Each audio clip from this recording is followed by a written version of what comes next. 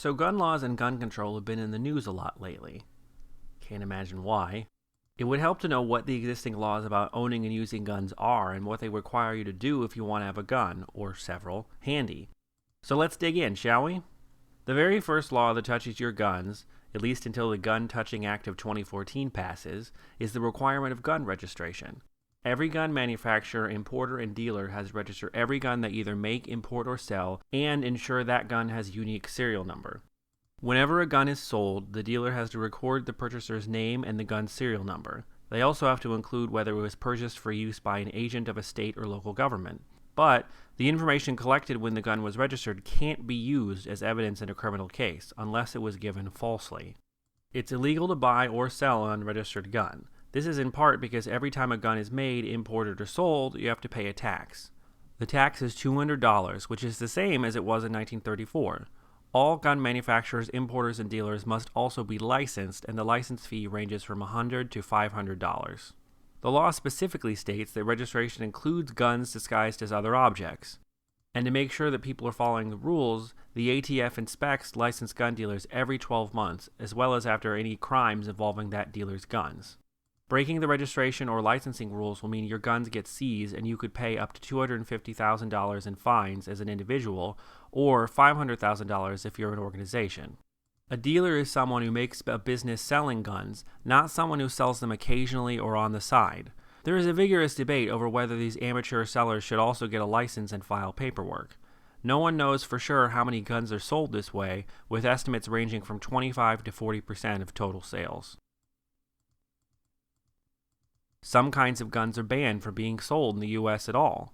Machine guns are banned. This means any gun that can shoot more than once in a row without having to pull the trigger again. Silencers are also banned, though both can still be made for export. There are no restrictions, though, on antique firearms, which means anything made in 1898 or before if you can't still readily buy ammo for it. There's also the assault weapons ban, which ran from 1994 to 2004 and is being discussed again. It banned 18 types of semi-automatic guns, which means a gun that lets you shoot multiple times just by pulling the trigger again, that had specific military features, like a telescoping stock, a pistol grip on rifles, a bayonet mount, a grenade launcher, or a flash suppressor. The assault weapons ban also applied to any ammo clips that let you put more than 10 bullets in a gun at a time. One problem was that it didn't apply to anything made before 1994, so there were a lot of semi-automatic weapons still floating around for those 10 years.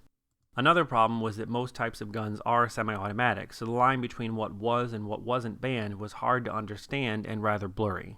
The other major federal gun law is the Brady Bill, which applies to background checks. While minors, the age is 21 for handguns and 18 for everything else, felons, drug addicts, and anyone legally decided mentally defective have all been barred from owning guns since 1968, there wasn't any good way of enforcing this. The Brady Bill enacted a system of background checks in 1994. First, they were required to be done by law enforcement officers, and then when that was ruled unconstitutional, an instant online system was instituted, though many law enforcement officers still voluntarily do background checks. It also widens the gun ban to illegal immigrants, dishonorably discharged soldiers, people under restraining orders, people under indictment for a crime where punishment exceeds 1 year, and people convicted of misdemeanor domestic violence. The background check can take up to 3 days. Congress also offers grants to states to improve their electronic background check systems. Now, the state-level laws vary widely. Some states recognize the permits of other states and some don't.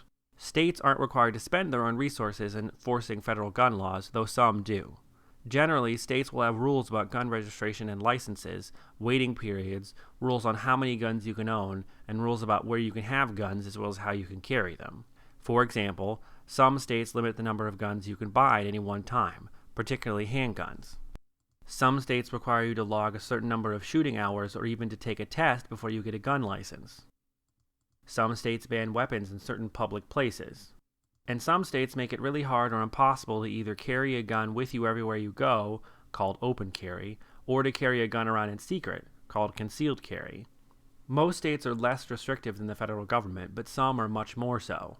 You may have heard about the Heller case that went to the Supreme Court. D.C. had banned handguns altogether and required a trigger lock on any guns in the house. The Supreme Court struck both of those restrictions down.